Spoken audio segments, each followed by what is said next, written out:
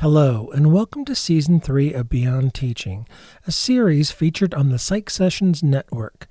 This series is hosted by Susan Nolan from Seton Hall University, Adiyinka Akinseler-Smith from City College of New York, City University of New York, Asani Sewell from Pacific University, and yours truly, Eric Landrum from Boise State University.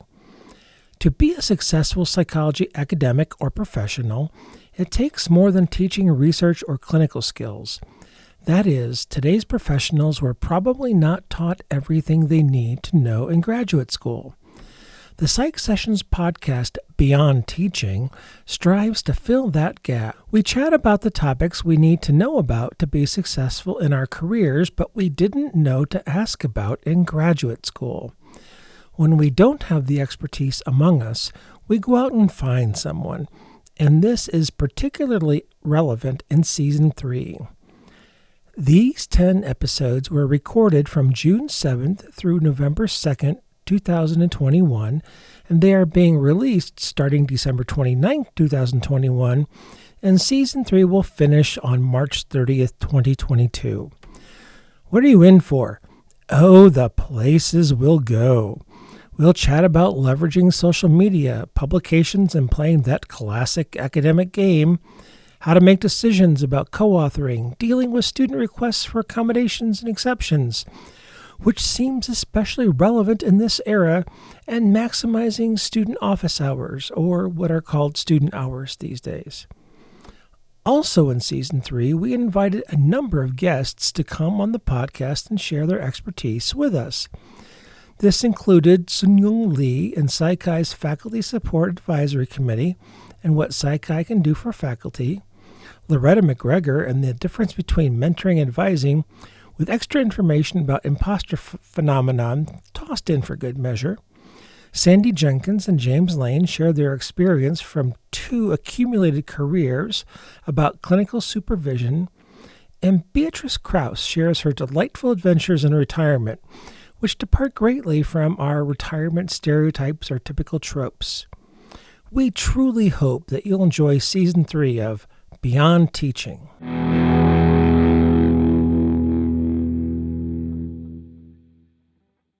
Hello, everyone, and welcome back to another episode of Beyond Teaching. This is Asani, and I'm joined with my illustrious colleagues today. Say hello.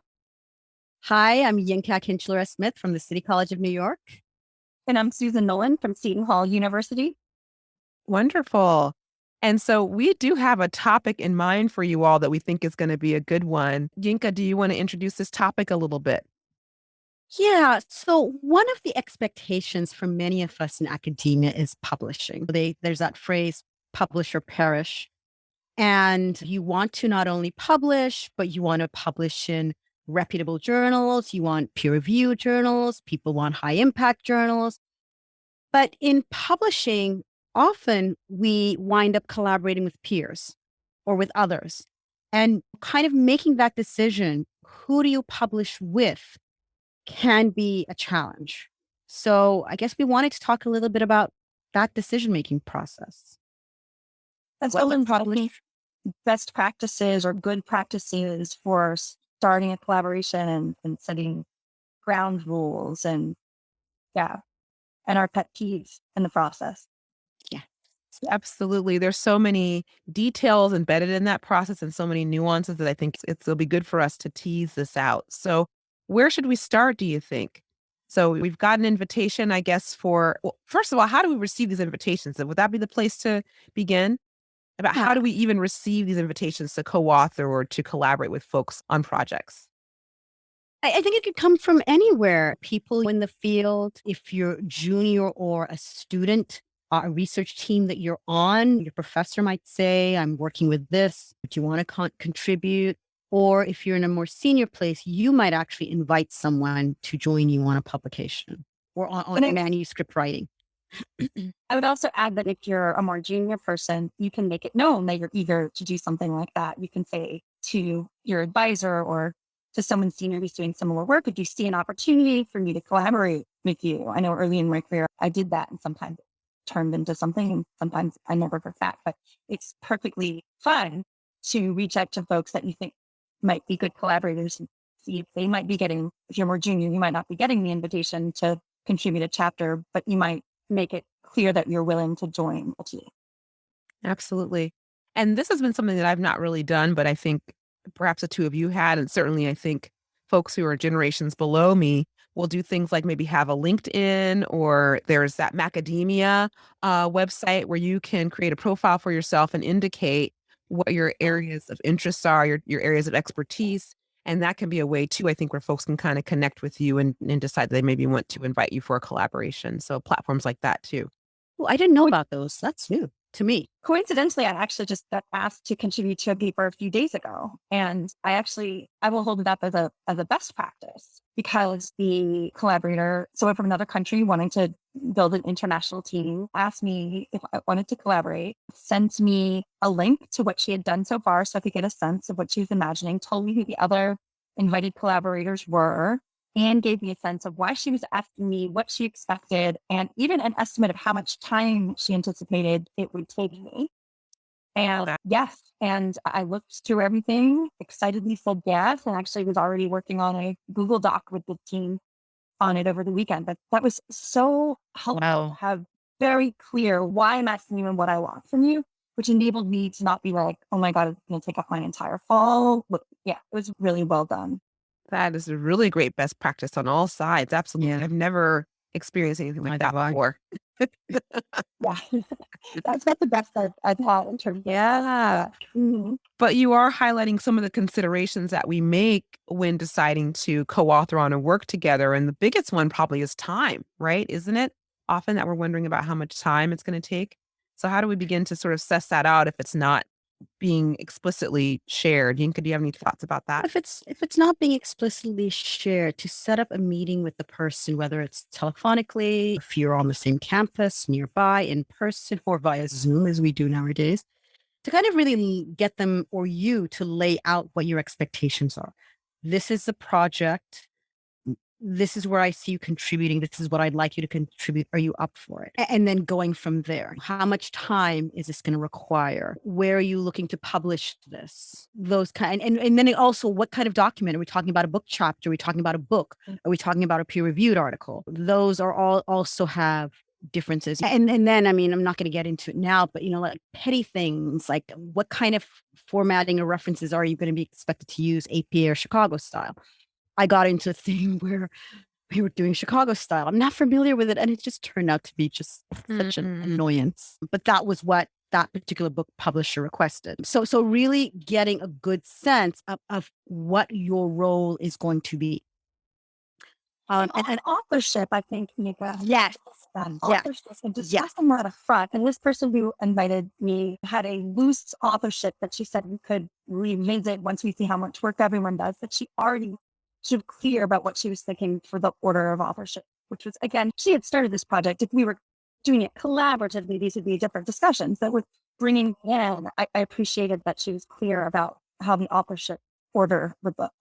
And I'm going to add to that. I'm going to say, and you, who the person is coming to, should also be clear about what you want to get out of it. So, for example, I've had it go a number of ways where I've been invited to join someone, co-author. They're going to be first author. I'm going to be whatever.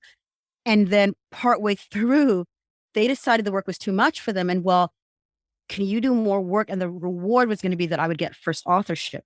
In one case, I agreed. I said, okay, fine. I'll do the work and I'll get it. And the other case, I said no, because I didn't have the time. And I really, and this is something I'm constantly doing, I really had to work on my own feelings of guilt. Like, here I was feeling guilty because I wouldn't do this, but I didn't ask for this. This is your problem, not mine. And so I'll continue to work with you, but you're going to do the burden of the work. So making those decisions and kind of weighing what you have going on in your life and your other burdens, I think also plays an important role. And your career goals. You said earlier, is this a book chapter or peer journal article? If you're going up for tenure soon, that peer-reviewed journal article in psychology for most places is going to be so much more. Are you going to, quote unquote, waste time on a book chapter at that point when you could be focusing on something that's going to count again? Or we can have all kinds of discussions about what should count and why, but given the structure as it is, how is this going to help your career? Yeah.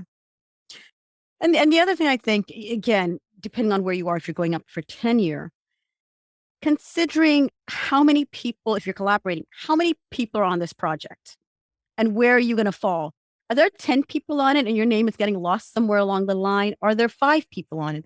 Are there just 2 of you? Is it just all of this? Because when, at least in my experience and what I've seen, um, when your committee or the outside reviewers go to look at your materials, they're going to see, oh, it has all these first authored, they have these single authored, oh, they're just among a mass of people. Like, really, what did you contribute to this?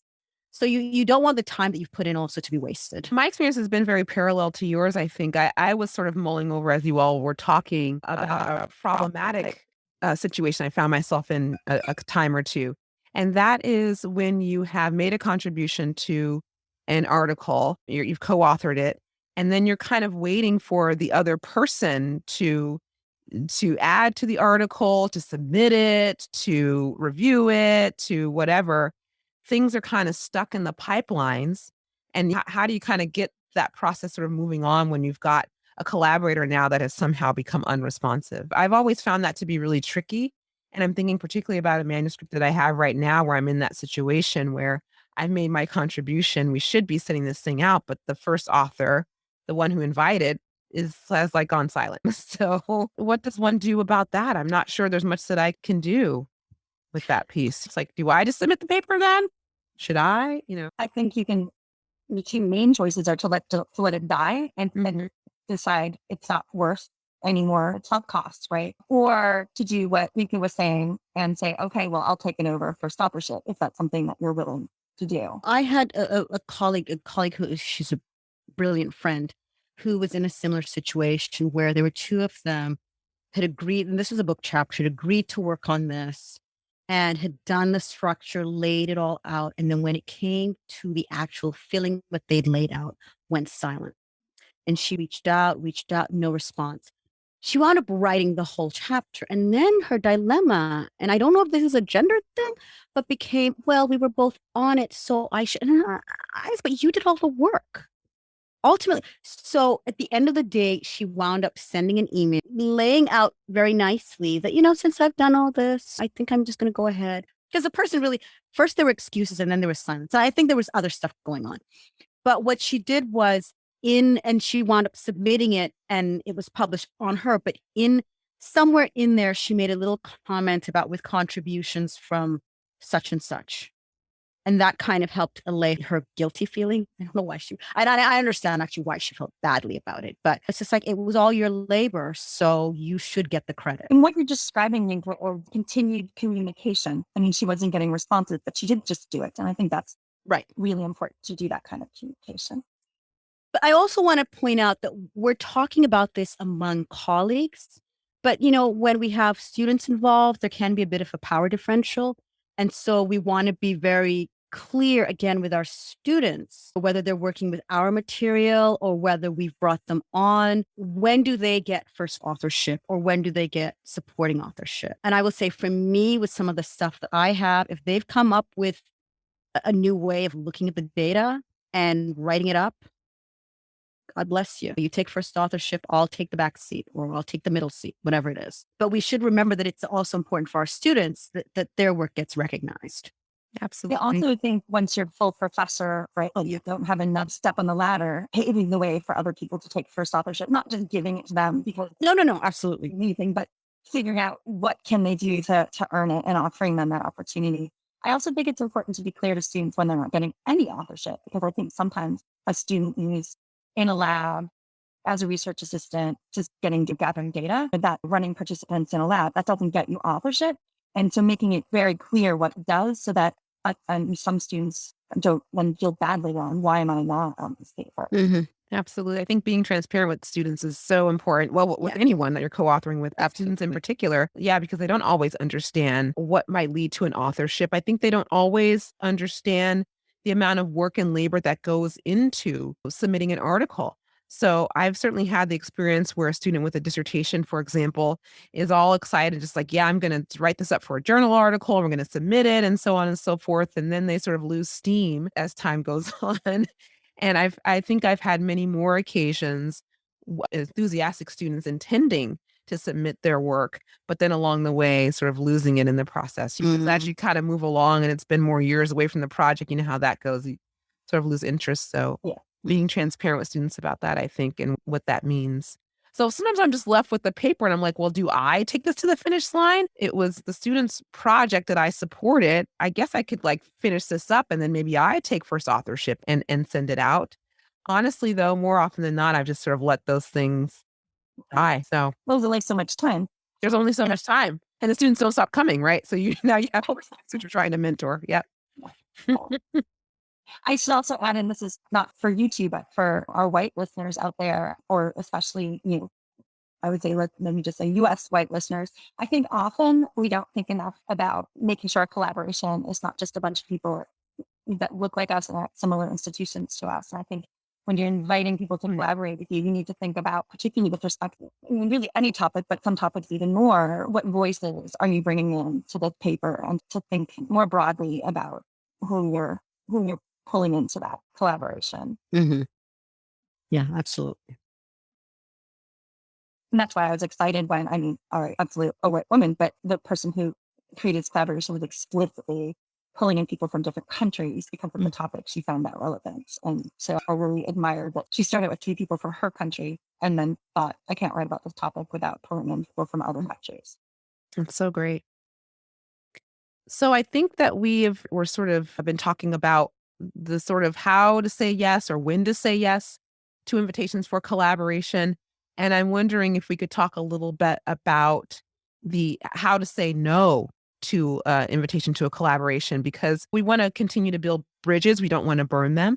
And so if you feel like a collaboration, for maybe perhaps for some of the reasons we've mentioned, because of time or expertise or whatever, is not the right fit, how do you say no in a way that might then leave the door open for a future opportunity by that colleague or by someone else? So what have been your experiences with Yeah, that? I mean, I frame it as thank you, but right now I am just swamped. Another time in the future, sometimes I've offered other names of people who might be able to help, but I'm careful of that because I don't want to shift the burden to someone else. So I let me think about who might be a good fit, and then I of course go ask that person. If they say yes, pass on the name, connect them. But really often for me, it's phrased as I just have so much on my plate right now. I would love to, but I can't. I would also add that if it's a topic I am genuinely excited about and wish I could have, I have at times offered, I can't be a collaborator, but if you're looking for an extra set of eyes at some point along the way, so just give you some feedback, happy to do that. Right. Yeah, I agree. I think I've used similar kinds of strategies. And I think that just sort of mentioning that the time is not right has worked really well, because we all are so busy. And these collaborators really do want to tap into folks who are feeling energized and who are going to make a good contribution. So by saying the time is not right now, I think that's totally reasonable. It seems to, Susan, like with the invitation that you talked about, which was such a stellar invitation for collaboration, that in that instance, there would also be the opportunity to provide some feedback about what is possible. So you could say, well, I can't do X, Y, and Z, but I could just do Z, for example. So even in a situation where it's not so expertly laid out, you could offer that as well. Absolutely. Absolutely. And also, I'm going to frame my invitations. I'm going to use that as a model. I mean, we can all I think everyone can keep getting better at that. I'm going to use that as a model going forward for inviting people. I really love to each estimate of what I imagine this will take you to do. It's great. Yep. Well, thank you. So yeah, this was great. Great conversation. Absolutely. Okay. So we're signing off. Thank you. Bye.